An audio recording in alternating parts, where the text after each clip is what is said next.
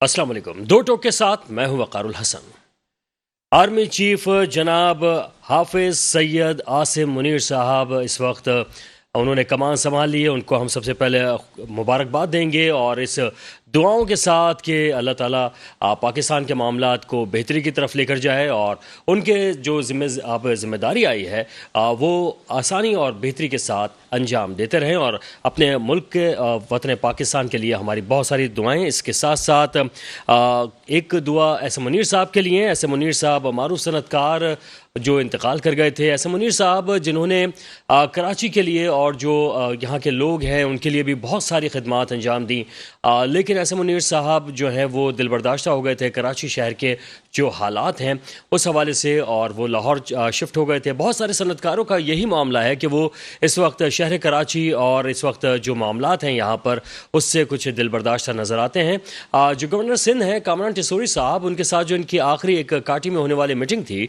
उसमें ऐसे मुनीर साहब जो हैं वो उसमें भी काफ़ी ज़्यादा अफसरदा नज़र आ रहे थे। और कामरान टिसोरी ने जो सनतकार वहाँ पर मौजूद थे उनसे कहा था कि आप लोग लाहौर अभी ना जाइएगा, अगर हम जाएंगे भी तो घूम फिर के वापस आ जाएंगे, लेकिन अपने शहर को आगे बढ़ाने के लिए हम तमाम लोग मिलकर खुसूसी तौर पर एक बार फिर मेहनत करेंगे। और जो ताजिर बरादरी है उसके दिलबर्दाश्ता होने की जो वजह है वो है यहाँ के हालात, और उसके बाद भी अभी शहर कराची की जो सूरत हाल है वो उस तरीके से डेवलप होती हुई नज़र नहीं आ रही जहाँ पर ताजिर बरादरी अपने आप को महफूज समझ सके, क्योंकि यहाँ पर होने वाले आए रोज़ डकैतियाँ, उसके साथ साथ जो दीगर मामलात हैं जराइम के, उसमें होने वाला इजाफा लोगों के लिए दर्द सर बना हुआ है। एक तरफ जहाँ पे सनतकार परेशान हैं, उनकी परेशानी की वजह से जो उनके पास काम करने वाले लोग हैं वो भी परेशान हैं, और उसकी परेशानी की वजह यह है कि बाज़ इदारों के अंदर या बाज़ फैक्ट्रीज़ में काम करने वाले ऐसे भी मुलाजमीन हैं जिन्हें कई कई महीने की तनख्वाहें नहीं मिल रही हैं, जिसकी वजह से वो इंतहाई कदम उठाने पर मजबूर भी हो जाते हैं। और ऐसे ही वाक़े आज हमने देखा शमसी सोसाइटी में, जहाँ पर एक शख्स ने अपने बीवी और बच्चों को ज़िबा कर डाला, और उसकी वजह जो उसके घर वालों ने बताई है वो ये है कि 4 माह से उसे तनख्वाह नहीं मिली थी, वो इंतहाई परेशान भी था।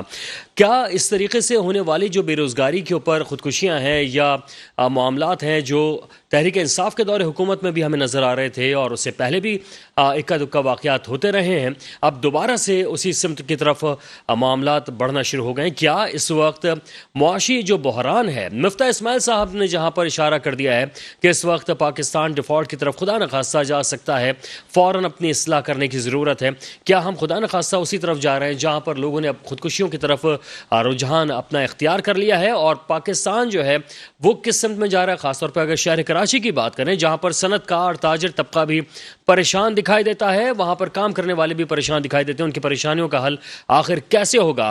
क्या पाकिस्तान पीपल्स पार्टी के पास कोई इसका हल है? क्योंकि सूबा सिंध जहाँ पर ये शहर कराची है उसके लिए कोई ना कोई खुसूसी इक़दामात करना होंगे, वरना जिस तरीके से सऊदी अरब जहाँ पर तेल मौजूद है और उन्हें इस बात का अंदाज़ा है और ख़दशा भी है कि 2050 में वहाँ पर तेल कम होना शुरू हो जाएगा, और तेल कम होगा तो उनकी मईशत जो है वो डगमगा सकती है। उसके लिए उन्होंने वहाँ पर नए शहर बसाना शुरू किए हैं और प्लानिंग शुरू की है। इसी तरीके से क्या इस वक्त शहर कराची जो सोने की चिड़िया है और जो जिस तरीके से मईशत का हब है, क्या यहाँ पर इसको बेहतर करने के लिए पाकिस्तान पीपल्स पार्टी को इक़दामात करेगी, या यहाँ से जो लोग हैं पढ़े लिखे लोग हैं वो बाहर जाते रहेंगे, या जिनके पास कम सरमायाकारी है या कम सरमाया है वो लाहौर और इस्लामाबाद का रुख करते रहेंगे, और शहर कराची जो है वो किसी तरीके से खाली होते होते उस मुकाम पे ना पहुंच जाए कि जहां पर ये शहर किसी का भी ना रहे? और कहा यह जाता है कि ये शहर सबका, लेकिन ये शहर खुदा न खास्ता फिर किसी का भी नहीं रहेगा। फौरी तवज्जो की इस वक्त ज़रूरत है।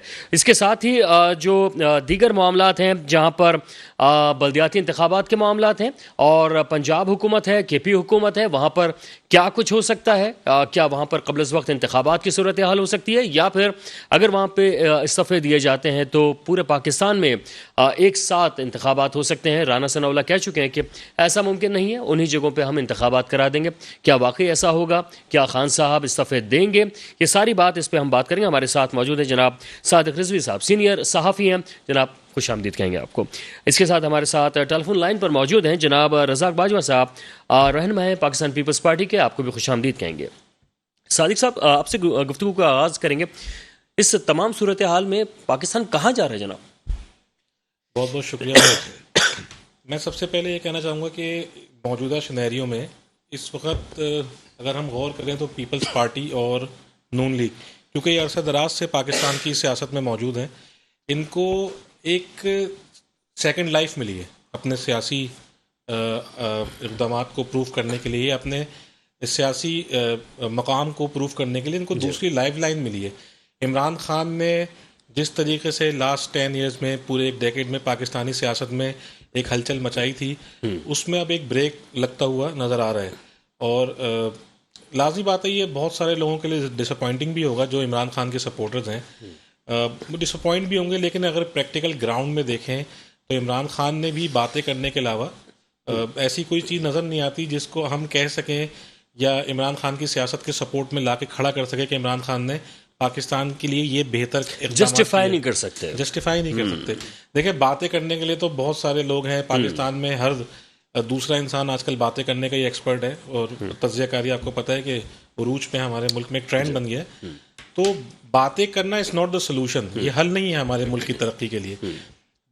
بلاول صاحب کیونکہ ایک بہت اچھا میرا اپنا ایک سینس ہے سیاست کا، جو میرا ایکسپیرینس ہے، مجھے بہت اچھا لگا تھا کہ ان کے اندر ایک کالر نہیں ہے، جیسے عمران خان نے ڈائریکٹ پرائم منسٹر شپ کو ہی ٹارگٹ کیا ہوا تھا کہ میں اس کے علاوہ کوئی منسٹری نہیں لوں گا۔ بلاول نے ایک چیز کو پروف کیا کہ ہی از ناٹ آفٹر کہ میں ایک دم سے ہی سارے چیزوں کو کیپچر کر لوں، اس نے پہلے فورن منسٹری میں اپنے آپ کو پروف کرنے کا سوچا، وچ از اے گڈ تھنگ۔ اس سے پتہ یہ لگتا ہے کہ ہمارے فیوچر کی جو سیاسی قیادت ہے وہ لینینٹ ہیں، اوپن مائنڈڈ ہیں، دل کے آپ کہہ لیں کشادہ ہیں، تو لگتا تو یہی ہے کہ آگے ان سے کچھ بہتر ہو جائے، لیکن جیسے کہ ابھی ہم پھر آن پیپرز اور آن بک اگر دیکھیں تو آلموسٹ 6 months ہو چکے ہیں ان کو بھی دوبارہ حکومت میں آئے ہوئے، اور ایکسپیکٹ نہیں کیا جا رہا تھا کہ پیٹرول وہیں کا وہیں اور ڈالر وہیں کا وہیں رہے گا۔ جس طریقے سے اسحاق ڈار کو واپس لانے کے اوپر اور لانچ کرنے کے اوپر کہا گیا تھا کہ ایک دم سے حالات بہتر ہو جائیں گے، تو ایسا کوئی میریکل نظر نہیں آیا۔ اور ایک چیز جو بہت الارمنگ ہے پبلک پوائنٹ آف ویو سے، میں نے 2-4 دن پہلے ایک ٹویٹ بھی کی تھی اور مجھے کافی اس پہ اپریشیٹ بھی کیا تھا لوگوں نے کہ یہ بات ٹھیک ہے، اچھی بات ہے کہ فوجی اور جو بھی سویلین معاملات ہیں وہ بخوبی انجام پا گئے۔ اب ہمیں ریئل مسائل کی طرف دیکھنا ہے، یہ عوامی مسائل نہیں تھے۔ عوام کے جو ایشوز ہیں وہ سب سے بڑا، آپ نے بہت اچھی بات کی، سب سے بڑا مسئلہ ہی عوام کا جو ہے اس وقت اکنامیکل کرائسس ہے۔ بندے اس وقت جو چیز پہلے آپ کو 100 روپے کی پڑتی تھی وہ 300 روپے کی ہو چکی ہے، یعنی کہ آپ آلریڈی پبلک کو دیکھیں تو وہ بجٹ سے آؤٹ چل رہے ہیں اپنے۔ تو اگر اس کو یہ کیپچر نہیں کریں گے، اگر ان فیوچر ابھی آئی ایم ایف سے ان کی جو ابھی میٹنگ ابھی جو ایکسپیکٹڈ ہے، بالکل نیکسٹ ویک میں ان کی میٹنگ ہے، اگر تو یہ اچھا ابھی تک تو عمران خان پہ ملبہ ڈال لیتے، ٹھیک ہے، فیبروری والی میٹنگ ٹھیک ہے، عمران خان کی حکومت کی طرف سے وہ طے ہوئی ہوئی تھیں، پیٹرول کے پیسے بڑھنے تھے، ٹھیک ہے، بجلی کی قیمتیں بڑھنی تھیں، فائن، آپ نے سارے جو ملبہ تھا وہ ہمیشہ کی طرح پچھلی حکومت میں ڈال دیا، ٹھیک ہے۔ اب جو آپ ڈیل کرنے جا رہے ہیں یہ پالیسی اب آپ کی ہوگی، یعنی کہ اس وقت کی جو گورنمنٹ ہے پی ڈی ایم کی، now they will be responsible. اب جو بھی وہ طے کر کے آئیں گے اب اس کے ذمہ دار وہ ہوں گے۔ دے نو، نواز شریف یا شہباز شریف یا دوسرے جو بھی ہمارے پرانے سیاستدان ہیں گراؤنڈ ریئلٹی کو اچھے سے سمجھتے ہیں کہ پبلک کی جیب میں اتنے پیسے نہیں ہیں جتنا بوجھ ان پہ ڈال دیا گیا ہے۔ تو اگر تو یہ اپنے آپ کو اکنامی میں اسٹرانگ نہیں کر پاتے، پاکستان کی پبلک کے فیور میں یہ والے کام نہیں کر پاتے، تو مجھے نہیں لگتا کہ ان کا فیوچر بھی کوئی برائٹ ہے۔ فیوچر بھی برائٹ ہو سکتا ہے۔ ذرا رخ کرتے ہیں پاکستان پیپلز پارٹی کے جناب رزاق باجوہ صاحب، جنہیں آج یہاں پہنچنا تھا لیکن طبیعت کی ناسازی کی بنا پہ وہ آ نہ سکے۔ رزاق صاحب، امید کرتے ہیں کہ جلد آپ کی طبیعت صحیح ہو جائے، درست ہو جائے، اور دعا گو بھی ہیں۔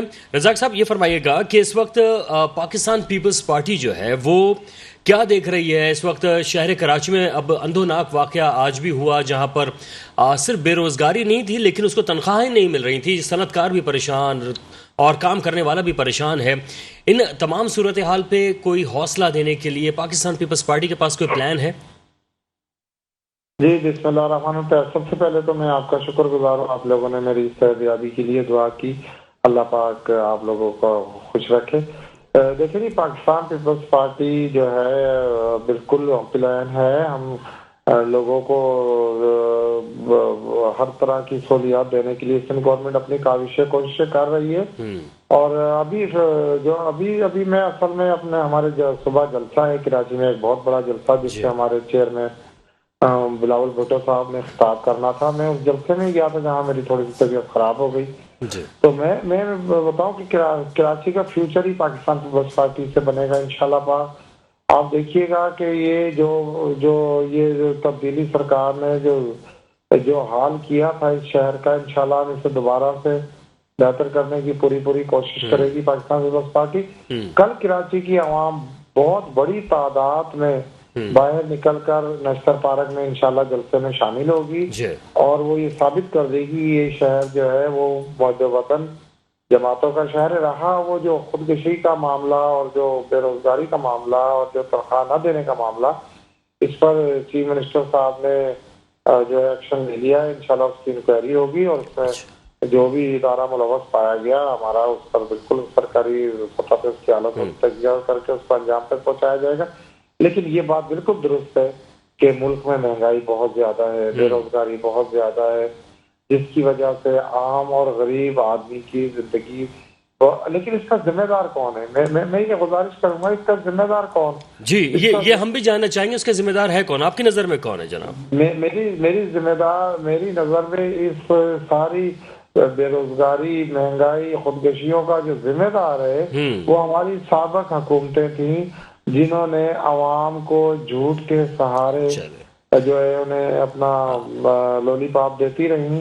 آپ دیکھیں کس طرح تحریک انصاف نے جھوٹ کا سہارا لے کر. اچھا، لیکن آپ نے ایک جملہ صحیح کہا کہ سابقہ حکومتیں، آپ نے صرف حکومت نہیں کہا. اگر آپ صرف حکومت کہتے تو یقیناً پھر سوال یہی بنتا کہ اس سے پہلے بھی جو بے روزگاری کی وجہ سے خودکشیاں ہو رہی تھیں، تو کیا اس وقت کوئی پالیسی بنانی چاہیے تھی، چاہے وہ پی ڈی ایم کی سیاسی جماعت ایک پلیٹ فارم پہ ہے، تمام جماعتیں کہیں تو پہنچے کہ ملک کے اندر کم از کم اگر آپ ویسے روزگار نہیں دے سکتے تو کم از کم جو اشیاء خورونوش ہیں اس کی قیمتوں کو کم کر دیں کہ عام آدمی کی دسترس میں ہو. دیکھیں جی، یہ جو مہنگائی کا سیلاب آیا یہ خان صاحب کی نا تجربے کاری کی وجہ سے آیا تھا، جس سے نہ صرف وفاق بلکہ چاروں صوبائی حکومتیں بھی بے حد پریشان ہیں. آپ دیکھیں کہ تحریک انصاف کا اپنا صوبہ کے پی کے وہ ڈیفالٹر ہونے پر گیا ہوا ہے، ان کے پاس پیسے نہیں ہیں. وفاق اگر انہیں یہ چند ارب نہ دیتا تو وہ ڈیفالٹر ہونے جا رہے تھے. تو یہ سب سے بڑی غلطی اس قوم سے یہ ہو گئی جو یہ تبدیلی سرکار بھی یقین کر لیں. لیکن باجوہ صاحب اس میں ایک اور چیز بھی آ رہی ہے. آپ کہہ رہے ہیں کہ یہ جتنا بھی معاملہ ہے یہ تحریک انصاف کی وجہ سے ہوا. کیا اب 6-8 مہینے آپ کی حکومت کو ہو گئے ہیں، اب ہم امید رکھیں کہ آئندہ جو لوگ بے روزگار ہو رہے ہیں وہ نہیں ہوں گے یا دیگر معاملات یا بہتری کی طرف جائیں گے؟ بالکل بہتری کی طرف اگر پی ڈی ایم نہیں جائے گی تو ان کا سیاسی نقصان ہوگا. پی ڈی ایم کو بہتری کی طرف جائے. اور دیکھیں وہ اس وقت تو سیاست نہیں ہو رہی. میں کہتا ہوں، میں ایک سیاسی کارکن کی حیثیت سے کہتا ہوں، میں کہتا ہوں کہ بہت بڑی قربان. لوگ تو کہہ رہے ہیں نا پی ڈی ایم نے اقتدار حاصل کیا. ارے بابا یہ اقتدار کیا تھا؟ خالی اس کی بہت مشکلات انہوں نے اپنے گلے سے لگائی ہیں. یہ محب وطن لوگ ہیں، انہوں نے وطن کی خاطر یہ مہنگائی، یہ جو حالات تھے ملک کو ڈیفالٹر ہونے کی طرف جا رہا تھا. اور خان صاحب کہہ رہے تھے کہ ابھی ہم نے کھیلنا ہے، اس کھیل کو جاری رکھنا ہے. یہ تو پی ڈی ایم نے اگر ایمانداری سے میں کہوں، میں اللہ کو حاضر ناظر کا پی ڈی ایم نے اس ملک پر احسان کیا، اس ملک کو بچا لیا. یہ جو جھوٹ کا پلندہ چلا رہے ہیں کہ جی یہ پی ڈی ایم اقتدار کے لیے. پی ڈی ایم الحمدللہ کئی بار پی ڈی ایم کے جو رہنما ہیں وہ بہت مرتبہ اقتدار میں آ چکے. اقتدار میں آنے کی کوئی جلدی نہیں تھی، ملک بچانے کی جلدی تھی. جب جو ادارے طاقت مند اداروں نے تحریک انصاف کو اقتدار میں لا کر کھڑا کیا تھا، ٹھیک ہے باجوہ صاحب، وہی انہیں جو ہے نا خدا حافظ کہنے کو تیار ہو گئے. ٹھیک ہے، اقتدار کی جلدی نہیں تھی، بس یہ تھا کہ نیب کے اندر کچھ ترامیم کر رہی تھی، اس کی شاید جلدی تھی. لیکن ایک چھوٹے سے بریک کے بعد واپس آئیں گے، کنٹینیو کریں گے. ہمارے ساتھ رہیے.